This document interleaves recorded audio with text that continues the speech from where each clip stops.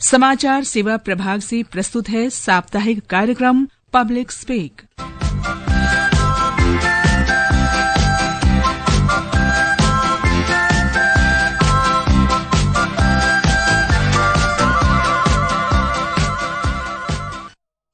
नमस्कार, public speak में आप सबका स्वागत है। मैं हूं निखिल कुमार और आज का हमारा विषय है वेक्टर जनित रोगों से सुरक्षा। इस विषय पर बातचीत करने और आपके प्रश्नों का उत्तर देने के लिए आज स्टूडियो में आमंत्रित विशेषज्ञ हैं अखिल भारतीय आयुर्विज्ञान संस्थान एम्स में कम्युनिटी मेडिसिन के professor doctor Puneet Mishra. Doctor साहब, आपका बहुत बहुत स्वागत है। नमस्कार। और श्रोताओं, अब हमें आपकी फोन कॉल्स का इंतजार है। स्टूडियो की फोन लाइंस खुल चुकी हैं। आप हमारे स्टूडियो के नंबर 011-2371-7171 और दूसरे नंबर 23314444 पर फोन करके अपने प्रश्न पूछ सकते हैं। आप हमारे Twitter handle @AIR News Alerts पर भी #AskAIR के जरिए अपने क्वेश्चंस पोस्ट कर सकते हैं। ये कार्यक्रम हमारे mobile app news on AIR और दूरदर्शन की DTH सेवा पर भी उपलब्ध है। डॉक्टर पुनीत, एक बार फिर से कार्यक्रम में आपका स्वागत है। और कार्यक्रम की शुरुआत में मैं जरूर ये चाहूंगा कि आप हमारे श्रोताओं को बताएं कि वेक्टर जनित रोग क्या होते हैं, कैसे ये होते हैं। देखिए, जो वेक्टर जनित रोग हैं, जैसा कि इसके नाम से स्पष्ट है कि किसी वेक्टर के द्वारा ये स्प्रेड हो रहे हैं। तो जो वेक्टर हैं वो क्या है? यूजुअली जो आर्थ्रोपोड्स होते हैं, जैसे कि मच्छर हुआ, टिक्स हुआ, सैंड फ्लाइज हुआ, तो इनके द्वारा जो रोग हैं वो फैलाए जाते हैं। इसका मतलब ये हुआ कि जो रोग करने का कारण है वो कोई दूसरा बैक्टीरिया हो सकता है या वायरस हो सकता है, लेकिन उसका जो माध्यम है जिसके थ्रू ये रोग हो रहे हैं वो ये वेक्टर्स होते हैं, जिसके अंदर कई बार ऐसा होता है कि जैसे मलेरिया में एक साइकिल जो है वो ह्यूमन्स में पूरी होती है, उसका दूसरा पार्ट जो है वो मच्छर के अंदर पूरा होता है। तो जो पूरी साइकिल बनती है वो आदमी और मच्छर में मिला के बनती है और मच्छर के द्वारा ये रोग फैलता है। तो इस प्रकार से जो वेक्टर जनित रोग हैं वो विभिन्न प्रकार के जो ये वेक्टर्स हैं उनके द्वारा फैलाए जाते हैं, जो यूजली लिविंग ऑर्गेनिज्म होते हैं और यूजली आर्थ्रोपोड्स होते हैं।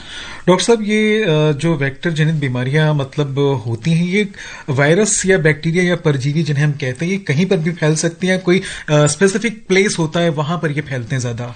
देखिए, वेक्टर जनित रोग जहां फैलेंगे जहां पर उस चीज का वेक्टर होना चाहिए।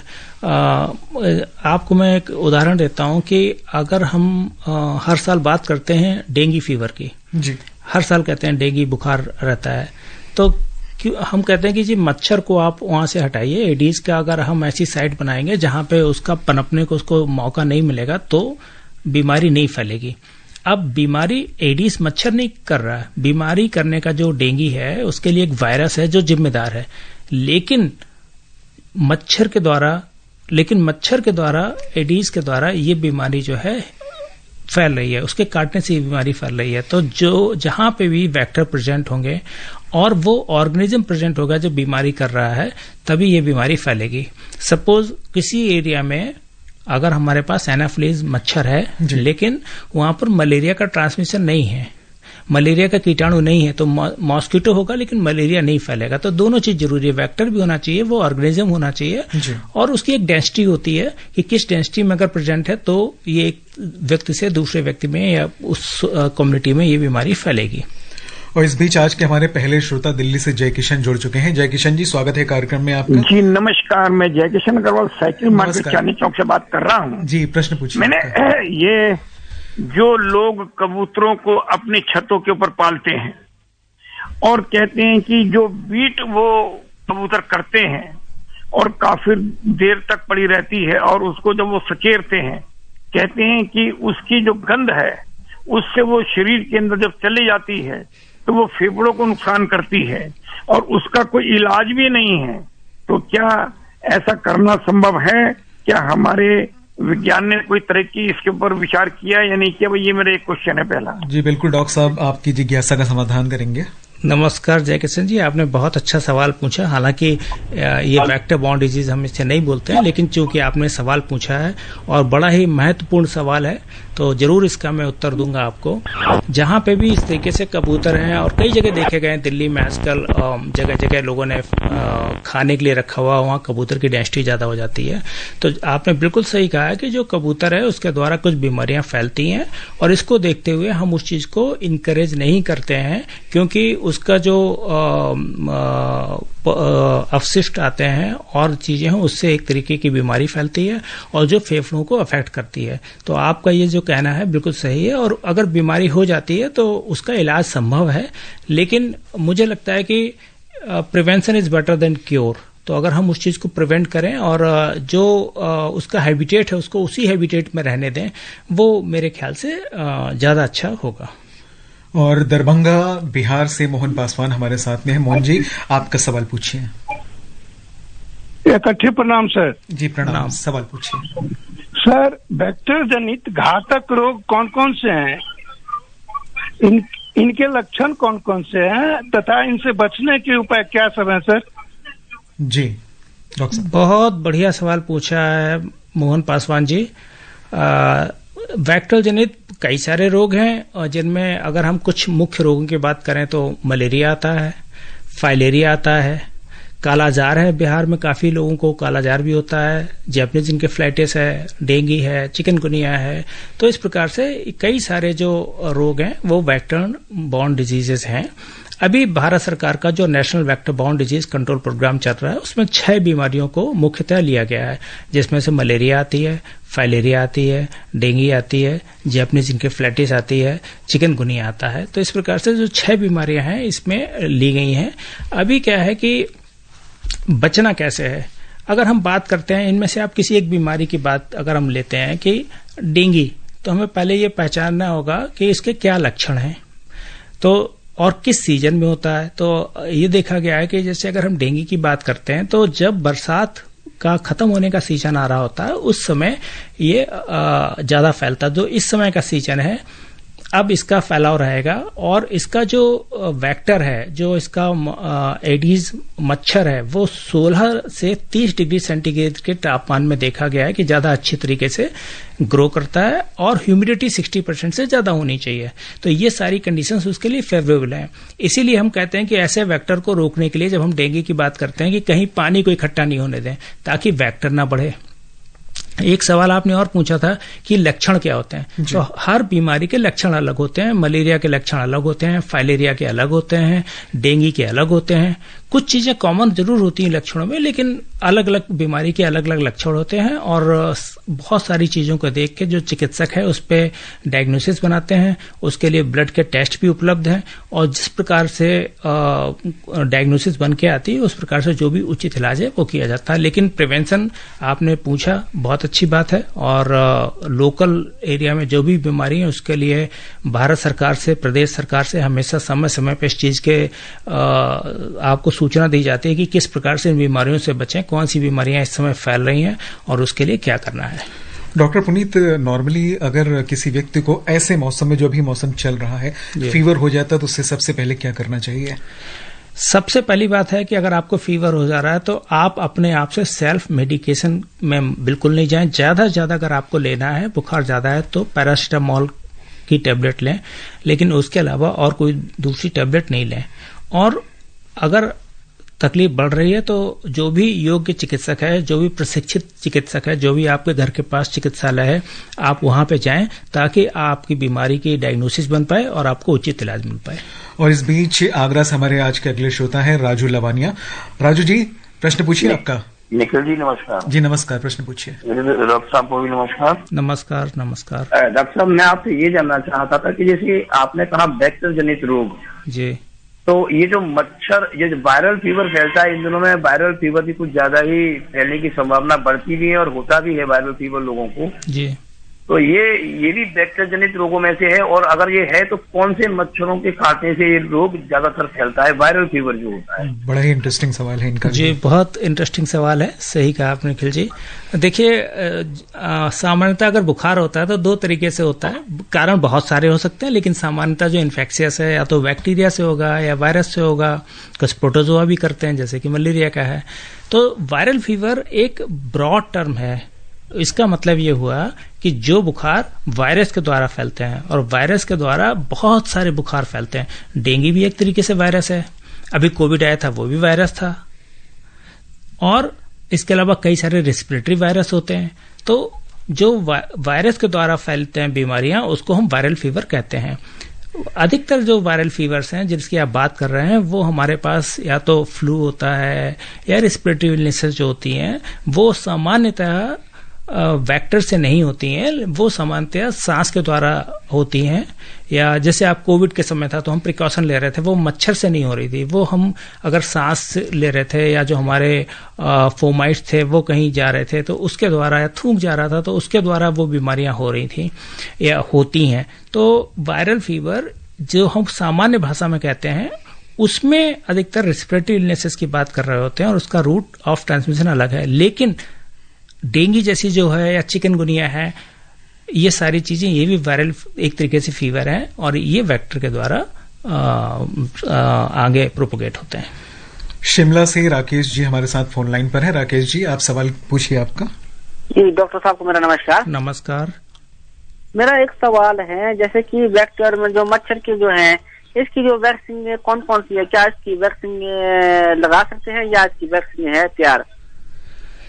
जी राकेश जी, बड़ा अच्छी और चीज पूछी, क्योंकि अगर हमें पास वैक्सीन मिल जाए तो हम बहुत सारी चीजों से छुटकारा पा जाएं। जरूर। और मलेरिया के लिए बहुत सालों से काम हो रहा था, बहुत सालों से काम हो रहा है, और बहुत ट्राई भी हुआ, लेकिन बहुत अच्छी वैक्सीन नहीं आ पाई थी। लेकिन हाँ, अभी न्यूज है, वैक्सीन उपलब्ध है अफ्रीका के कुछ कंट्री में, और उसका मैं ये नहीं कहता हूं कि 100% प्रोटेक्शन है, लेकिन हाँ, उसका प्रोटेक्शन है और अफ्रीका के कुछ कंट्री में दी जा रही है, जहां तक मलेरिया की बात है। डेंगू की वैक्सीन भी उपलब्ध हो रही है और कुछ कंट्री में है, अभी 100% उससे प्रोटेक्शन नहीं है। भारत में उस वैक्सीन का परीक्षण चल रहा है, भारत सरकार के माध्यम से पिछले साल इसका परीक्षण स्टार्ट किया गया था, और फेज 3 ट्रायल भारत के अंदर चल रहा है, जिसके रिजल्ट्स आएंगे, और उस हिसाब से जो भी पॉपुलेशन होगी जिसमें ये लगेगा कि सबसे ज्यादा इसका फायदा होगा, उस पॉपुलेशन को समय आने पे ये वैक्सीन भारत में भी दी जाएगी। और नॉर्थ ईस्ट त्रिपुरा से हमारे साथ अविनाश जी फोन लाइन पर जुड़ चुके हैं। अविनाश जी, स्वागत है आपका कार्यक्रम में। प्रश्न क्या है आपका? जी नमस्ते सर, और डॉक्टर साहब को भी नमस्ते। नमस्कार जी, मैं जानना चाहता हूँ कि जैसे चिकनगुनिया हो गया या फिर डेंगू जब मच्छर काटने से फैलता है, लेकिन ये जो मलेरिया होगा ये भी मच्छर काटने से फैलता है, लेकिन इससे जो हम अपने शरीर में कैसे महसूस करें कि अभी मच्छर कटा है, तो मतलब क्या कुछ होगा, तो इसका लक्षण मतलब कि पता चल जाएगा कि नहीं मुझे वो अब मलेरिया का वायरस मेरे शरीर में प्रवेश कर चुका है, जैसे डेंगू का। और जब नॉर्मली हम जो मलेरिया में देखिए क्या होता है, बुखार आता है तो हम जब पैरासिटामोल ले लेते हैं तो कुछ हद तक बुखार कम भी जाता है, लेकिन बाद में फिर दोबारा वो उसका प्रभाव पड़ता है। तो इससे बचने के लिए मतलब कैसे हम क्या कर सकते हैं? जी अविनाश जी, बहुत आपने जानकारी जाननी चाहिए कि हम कैसे मालूम करेंगे कि हमारे शरीर में मलेरिया का मच्छर या कीटाणु चला गया है। ये भी कहना चाह रहे थे कि एक बार फीवर आया, फिर शायद बार दोबारा भी आया, तीसरी बार आया। मैं आऊंगा, दोनों सवालों पे आऊंगा। तो सबसे पहले तो मैं ये बताता हूं कि ये जानना कि हमारे शरीर में कौन सा कीटाणु गया है, हम ऐसे आंखों को देख के नहीं बता सकते। जहां तक मलेरिया के सवाल है, और ये जो है एनाफिलीज करके एक मॉस्किटो होता है, उसके द्वारा फैलता है। और अगर हम डेंगू की बात करते हैं तो एडीज मॉस्किटो होता है, टाइगर मॉस्किटो होता है। अब इनकी थोड़ी हैबिट अलग होती है। एडीज मॉस्किटो है, यूजली दिन के समय काटता है। जो एनाफिलीज है वो शाम के समय काटता है, जिस समय सूरज डूब रहा होता है और अंधेरा होने वाला होता है, उस टाइम में। तो इनकी जो बाइटिंग हैबिट है वो अलग अलग हैं, मॉस्किटो अलग अलग हैं, और कई बार बुखार आने के पैटर्न अलग हैं। तो हम जो कहते हैं कि जब कोई मरीज आता है तो हम एक तो ये देखते हैं कि उसके साइंस सिम्टम क्या हैं। जब हम क्लिनिकल डायग्नोसिस बनाते हैं तो हम ये करते हैं कि अच्छा, इस व्यक्ति को मलेरिया हो सकता है या इस व्यक्ति को ये बुखार हो सकता है, और उसके बाद क्लिनिकल डायग्नोसिस बनाने के बाद हम जो भी उपयुक्त टेस्ट होते हैं वो टेस्ट करते हैं और उससे फाइनल डायग्नोसिस बनाते हैं और उसके बेसिस पे ट्रीटमेंट स्टार्ट होता है। तो ये तो रही इस चीज की बात। अब आपने बोला पैरासिटामोल लेके उतर जाता है। देखिए, पैरासिटामोल जो दवाई है वो आपका बुखार उतारने की दवाई है, वो किसी कीटाणु को नहीं मार रही है, वो ना मलेरिया के कीटाणु को मारेगी ना डेंगू कीटाणु को मारेगी, वो आपका बुखार जो एक सिम्टम आया है बीमारी के फलस्वरूप उसको कम करने में काम आ रही है। मलेरिया में वैसे भी क्या होता है कि लगातार फीवर नहीं रहता। मलेरिया की कई स्टेजेस होती हैं कि सबसे पहले आपको बहुत हाई ग्रेड फीवर आएगा, ठंड लगेगी, शरीर में कपकपी आएगी, उसके बाद क्या होगा, एकदम से पसीना आएगा और आपका बुखार उतर जाएगा। फिर आपको 1 दिन बाद या 2 दिन बाद बुखार आएगा। ये डिपेंड करता है कि मलेरिया के कौन से तरीके के आपके अंदर कीटाणु गया है। वाइवैक्स है, मलेरी है, फैल्सीपैरम, अलग अलग तरह के कीटाणु है। तो यूजली 1 दिन छोड़ के या 2 दिन छोड़ के इस तरीके से मलेरिया में बुखार आता है, जो क्लिनिकल देखा गया है। और प्रमोद जी हमारे साथ फोन लाइन पर इस वक्त हैं जयपुर से।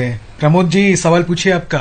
जी नमस्कार, मैं ये पूछना चाह रहा था, परिवार में किसी एक व्यक्ति को वेक्टर जनित रोग हो जाता है तो उस परिवार और समाज के लिए, उस कॉलोनी के लिए क्या करना चाहिए, कैसे सचेत रहें कि जैसे क्या पूरे में फैल सकता है क्या? प्लीज।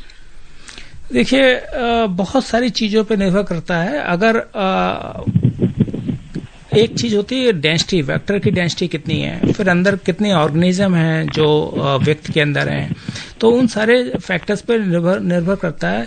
लेकिन हाँ, प्रिवेंशन जरूर हर चीज का है, और वो इसलिए जरूरी है कि मान लीजिए अगर आप कम्युनिटी में मच्छर है लेकिन उस चीज का कीटाणु नहीं है, मान लीजिए आज एडिस मॉस्किटो है लेकिन डेंगू का जो वायरस है वो किसी के ब्लड में है ही नहीं, तो अगर एडिस काटेगा तो उसे वो वायरस नहीं उसके अंदर जाएगा और वो ट्रांसमिट नहीं कर पाएगा।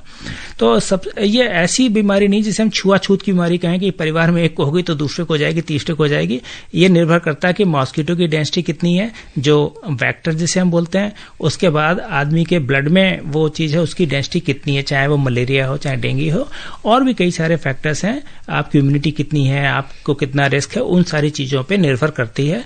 लेकिन हाँ, अगर किसी को है, जैसे अगर डेंगू है तो उसे मच्छर के अंदर रखें, ताकि ऐसा मच्छरदानी के अंदर रखें, ताकि ऐसा नहीं हो कि एडिस उसे काट के फिर और ज्यादा आगे स्प्रेड करे। जब तक ठीक नहीं हो जाए तो उस चीज के लिए है प्रिवेंशन रखनी है।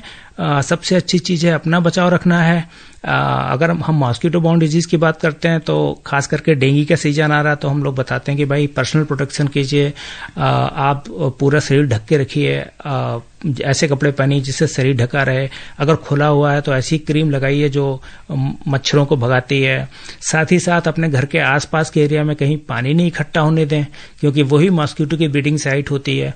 कुछ साइट तो आप जानते हो, जैसे कूलर में है, लोग कहते हैं सर हम एवरी 7 डेज पानी बदल देते हैं या उसमें हम थोड़ा सा कैरोसिन ऑयल डाल देते हैं। लेकिन बहुत सारी जगह ऐसी होती हैं जो छिपी होती हैं, जो इजीली एक्सेसिबल नहीं होती हैं। जैसे छत पे कोई टूटा बर्तन पड़ा हुआ है, कोई गमला में है उसमें थोड़ा सा पानी पड़ा हुआ है, कोई टायर पड़ा हुआ है, तो इन सब जगह भी मॉस्किटो ब्रीड कर सकता है। अगर आप उनको साफ करके रखेंगे, मॉस्किटो की ब्रीडिंग साइट हटाएंगे, मॉस्किटो नहीं होंगे, तो इससे हम बहुत अच्छे तरीके से रोकथाम कर पाएंगे। डॉक्टर पुनीत, इसमें क्या सच्चाई है इस बात में कि यदि एक मच्छर ने किसी व्यक्ति को काटा उसे फीवर हुआ, उसके बाद वही मच्छर किसी दूसरे व्यक्ति को काटता है तो उसे भी सेम फीवर होगा? देखिए, मैंने बताया ना कि ये बड़ा थोड़ा सा कॉम्प्लेक्स थिंग है। इट्स नॉट दैट कि हमने उसको टच किया और इसको टच किया हो गया, क्योंकि ये इस पे निर्भर करता है कि उसके अंदर की अलग अलग बीमारियों के लिए अलग अलग है। अब जैसे अगर हम फाइलेरिया की बात करें, अगर बहुत ज्यादा इन्फेस्टेड हो गया मॉस्किटो तो उसके अंदर मॉस्किटो फट जाएगा, मर जाएगा और ट्रांसमिट ही नहीं कर पाएगा। तो एक ऑप्टिमम लेवल चाहिए। अगर बहुत कम होगा तो मॉस्किटो ट्रांसमिट नहीं कर पाएगा, तो ऑप्टिमम लेवल होगा तभी ट्रांसमिट करेगा। अगर उसके अंदर इतने ज्यादा आ गए लार्वी कि अब वो सस्टेन नहीं कर पा रहा तो मॉस्किटो कई बार फट जाते हैं, खास करके फाइलेरिया की जैसे हम बात करते हैं। लेकिन कुछ बीमारियां ऐसी होती हैं कि हाँ, एक से ज्यादा व्यक्ति को अगर मॉस्किटो इन्फेक्टेड है और बैठ रहा है तो वो डिजीज ट्रांसमिट कर सकता है। इस बीच हरियाणा से संजीव कुमार हमारे साथ में है। संजीव जी, प्रश्न पूछिए। हेलो, नमस्कार जी। नमस्कार। डॉक्टर साहब को नमस्कार। नमस्कार। नमस्कार संजीव जी। जी डॉक्टर साहब, मेरा नाम संजीव कुमार है, मैं हरियाणा से बोल रहा हूँ सर। जी जी संजीव जी। अच्छा सर, अब पिछले कुछ दिनों से ना एक तो आंखों में से पानी निकलना और गर्म नाक में से गर्म हवा महसूस होना और कुछ बुखार जैसे महसूस होना और पेट में दर्द। पिछले कुछ दिनों से ये प्रॉब्लम्स है सर। और मैं दिमाग की भी दवाई खाता हूँ, जो मेंटल इलनेस है, मुझे डिसेबिलिटी सर्टिफिकेट बना है सर, पेंशन मिलती है। तो अब क्या किया जाए सर, मतलब क्या की जाए? ये बुखार जैसे महसूस होना, आंखों में से पानी निकलना और नाक में से नजरा निकलना वो मगज में, तो इसके बारे में प्लीज कुछ सलाह दीजिए। जी डॉक्टर साहब, आपकी जिज्ञासा का समाधान जरूर करेंगे। जरूर। देखिए, सबसे पहले तो आप ये देखिए, अगर आपके घर में थर्मामीटर है तो आप एक बार देखिए क्या सच में बुखार है या आपको महसूस हो रहा है। ये दो चीजें, अगर आपको बुखार है और इस तरीके से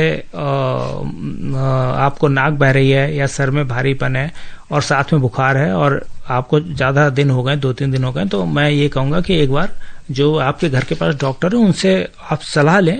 वो देखेंगे कि इसमें चिकित्सा की जरूरत है या नहीं है। लेकिन जो आपने सिम्टम बताएं कि हल्का सा बुखार रह रहा है, थोड़ा सा नाक बह रही है, तो इस समय बहुत सारे लोग ये शिकायत लेके आ रहे हैं और यूजली 5 to 7 डेज में ठीक हो जाते हैं। लेकिन मैं फिर से यही कहूंगा कि टू मेक श्योर, आप इस चीज को निश्चित करने के लिए कि यह एक सामान्य वायरल फीवर ही है और कुछ नहीं है, जो भी आपके घर के पास चिकित्सक हैं उनसे एक बार दिखा लीजिए। अगर आपको फीवर रहता है वो आपको बता पाएंगे। लेकिन आपके बात सुन के ऐसा लग रहा है कि एक सामान्य है, ठीक हो जाना चाहिए।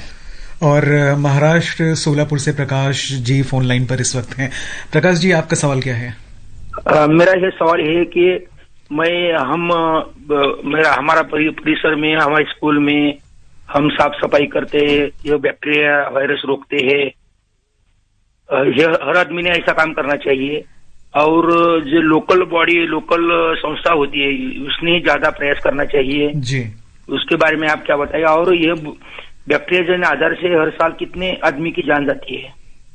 जी डॉक्टर साहब, देखिए, बहुत अच्छा काम कर रहे हैं आप अपने स्कूल में, अपने आसपास जगह जहाँ पे भी हैं वहाँ पूरा साफ सफाई का ध्यान रख रहे हैं। और ये मैं तो कहूँगा कि प्रत्येक नागरिक को इस चीज़ में, जैसे आप कार्य कर रहे हैं, कार्य करना चाहिए। अगर हमारी जनता जागरूक होगी, जो हमारा प्रयास रहता है कि हम सब में जागरूकता फैलाएं, अगर जागरूकता रहेगी, साफ सफाई रखेंगे, मच्छरों का जो ब्रीडिंग का जगह है उसको हटाएंगे, मच्छरों को नहीं पैदा होने देंगे, तो हम इन बीमारियों से बहुत हद तक बचे रहेंगे।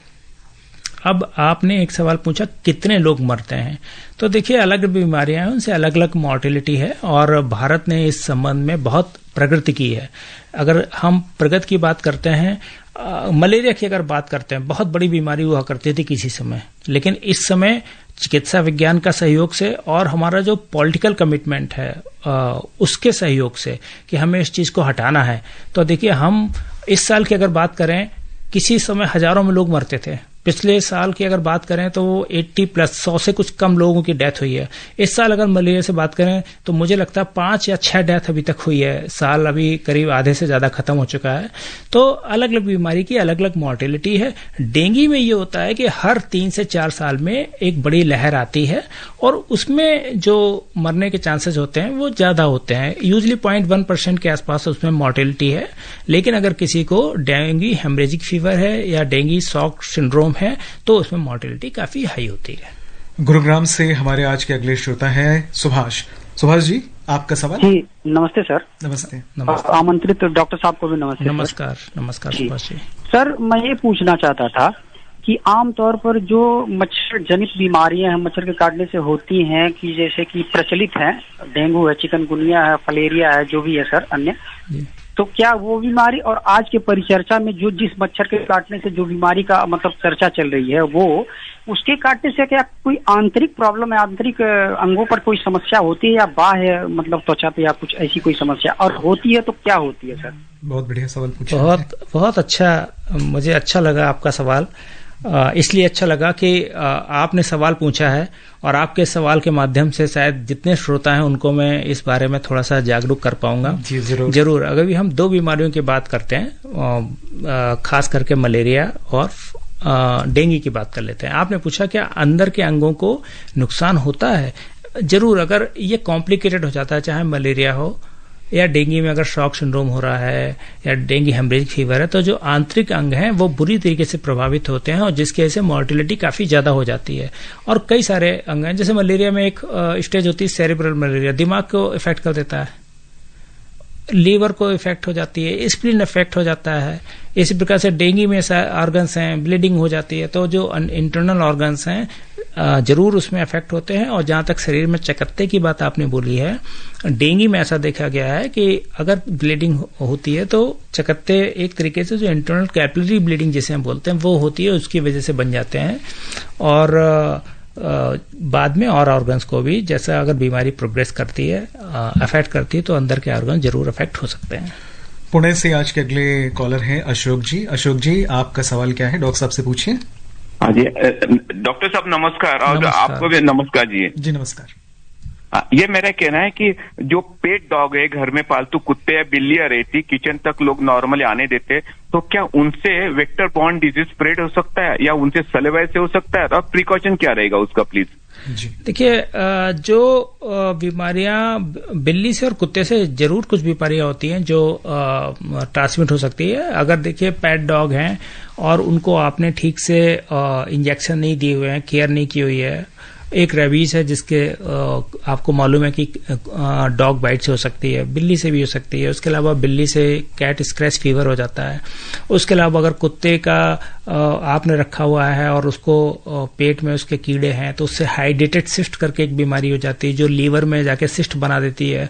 फिर उसके बाद उसका ऑपरेशन करना पड़ता है। और भी कई सारी बीमारियां अगर आपने पेट्स को उस तरीके से नहीं रखा हुआ है, उनको वेटनरी डॉक्टर को नहीं दिखाया है, उनको उचित वैक्सीन नहीं दिलाई हुई है, उनको डीवर्मिंग नहीं की हुई है, तो ये बीमारियां हो सकती हैं। हिसार से राजू अग्रवाल हमारे साथ में है। राजू जी, आपका प्रश्न क्या है? नमस्कार जी। नमस्कार। नमस्कार। मैं चौधरीवास से राजू अग्रवाल जी, प्रश्न पूछिए। ये पहले बारिश के मौसम में मच्छर वगैरह हुआ करते हैं, आजकल सरसों कटते ही मार्च अप्रैल में ये मच्छर शुरू हो जाते हैं, कि ये भी बीमारी लाते हैं जी? देखिए, मच्छर से कुछ बीमारियां होती हैं और अलग अलग मच्छर से अलग अलग बीमारियां होती हैं। आप हिसार से बोल रहे हैं तो अगर इस तरफ ये देखा गया है जो एडीज मॉस्किटो रहता है और रुके हुए पानी में ब्रीड करता है। और मैंने जैसा कि अभी थोड़ी देर पहले बताया था कि 16 डिग्री से 30 डिग्री सेल्सियस के बीच में इसके ग्रोथ के लिए सबसे उचित तापमान होता है। 60% ह्यूमिडिटी होनी चाहिए जिसमें ये अच्छे से पैदा होता है। तो अगर कहीं भी रुका हुआ पानी है तो उसमें ये मच्छर पैदा हो सकता है और बीमारियां कर सकता है। इसी प्रकार से अगर एनाफिलीज मॉस्किटो है किसी जगह और वहां पे मलेरिया के केसेज हैं तो वो मलेरिया ट्रांसमिट कर सकता है। हमारे खास करके पूर्वी उत्तर प्रदेश में, बिहार में फाइलेरिया जो बीमारी है वो क्यूलेक्स मॉस्किटो की वजह से मेनली होती है। तो इस प्रकार से अधिक अलग अलग जगह में अलग अलग बीमारियां जो हैं मच्छरों से फैल सकती हैं। जैपनीज इंकेफ्लाइटिस कुछ इलाकों में फैल जाती है। तो अलग अलग जगह अलग अलग बीमारी मच्छरों से फैल जाती है। तो मेरा आपको यही अनुरोध है कि जहां पे भी मच्छर की आप ब्रीडिंग साइट देखते हैं, जहां वो पैदा हो सकते हैं, उन ब्रीडिंग साइट्स को खत्म करना है। और उसके अलग अलग तरीके हैं कैसे खत्म करना है। सबसे बड़ी चीज है कि पानी इकट्ठा नहीं होने दें। जहां पे भी आपके कहीं अगर गांव से हैं जहां पे भैंस के लिए पानी है कुछ है, उस टंकी को साफ करते रहें। कूलर वगैरह का पानी निकालते रहें, नहीं तो हर 7 दिन में उसमें कैरोसिन ऑयल डालते रहें। और हमारे नियमित श्रोता है रमाशंकर वाजपेयी, रायबरेली से उनसे हम बात करते हैं। रमाशंकर जी, प्रश्न पूछिए आपका। नमस्कार। मैं ये पूछना चाहता था कि मच्छर और बरसाती कीड़े दोनों काटते हैं, दोनों में खुजली होती है, इसमें क्या अंतर? जी, दोनों की बात कर रहे हैं। जी देखिए, जो भी कीड़े काटते हैं ना, एक तो लोकल रिएक्शन होती है। जो आप खुजली की बात कर रहे हैं वो एक लोकल रिएक्शन है, क्योंकि उनके अंदर से कुछ ऐसे तत्व निकलते हैं जिसके रिस्पॉन्स में बॉडी से कुछ तत्व सिक्रीट होते हैं जो वहां पे स्वेलिंग कर देते हैं, लाल पड़ जाते हैं और उसकी वजह से खुजली मचती है। तो वो किसी भी कीड़े के काटने से हो सकती है, मच्छर से हो सकती है। लेकिन अगर हम जहां वेक्टर बॉर्न डिजीज की बात कर रहे हैं, मच्छर ने काटा तो एक तो ये कि जहां पे काटा वहां पे खुजली हो सकती है। लेकिन अगर वो मलेरिया वाला मच्छर हुआ तो आपको मलेरिया कर सकता है, डेंगू वाला मच्छर हुआ तो डेंगू कर सकता है आगे चल के, अगर फाइलेरिया वाला हुआ तो फाइलेरिया कर सकता है। तो ये चीज है। और कई सारे कीड़े हैं जो और बीमारियां, मलेरिया नहीं फैलाते हैं, डेंगू नहीं फैलाते हैं, वो जो कीड़े होते हैं, लेकिन वो और दूसरी बीमारियां पैदा कर सकते हैं। तो जो खुजली होना है, लाल होना है, वो एक लोकल सिम्टम है किसी भी कीड़े के काटने का। डॉक्टर साहब, ऐसे मौसम में और वेक्टर जनित रोगों से बचाव के लिए लोगों को किन किन बातों का ध्यान रखना चाहिए? खान पान कैसा होना चाहिए? इस पर एक ओवरऑल अगर आप हमारे श्रोताओं को जानकारी दें तो। देखिए, जो वेक्टर बॉर्न डिजीज है उसमें सबसे बड़ी चीज है, मैं बार बार यही कहूंगा कि 2-3 चीजों पे बहुत ध्यान रखें। एक तो अपने आसपास अभी सीजन आ रहा मच्छर का पानी नहीं इकट्ठा होने दें। अपने आप को मच्छर के काटने से बचाएं। मच्छर के काटने से बचाने के लिए आप पूरे आस्तीन के कपड़े पहन के रखें। डेंगू का मच्छर यूजली दिन के समय काटता है, तो दिन के समय आप ऐसा रखें कि पूरे कपड़े पहन के, छोटे बच्चों को स्कूल भेजते हैं तो कवर्ड हो, जहां पे खुला हुआ वहां पे उनके पास एंटी मॉस्किटो की जो क्रीम है वो लगा सकते हैं। साथ ही साथ सबसे बड़ी चीज है कि हम अपने अगर आसपास ब्रीडिंग साइट को हटा देंगे, उनको पनपने नहीं देंगे, साफ सफाई रखेंगे, तो मच्छर पैदा नहीं होंगे और हम इन बीमारियों पे कंट्रोल कर पाएंगे। यही मेरा एक संदेश है। जी श्रोताओं, फिलहाल कार्यक्रम में समय नहीं बचा इस चर्चा को और आगे बढ़ाने का। डॉक्टर पुनीत मिश्रा, आपका बहुत बहुत धन्यवाद श्रोताओं के प्रश्नों का उत्तर देने के लिए। तो श्रोताओं, एक नई मुलाकात के वादे के साथ अनुमति दीजिए निखिल को कार्यक्रम पब्लिक स्पीक यहीं पर संपन्न करने की। अगले सोमवार रात ठीक 9:30 बजे फिर मिलेंगे। नमस्कार।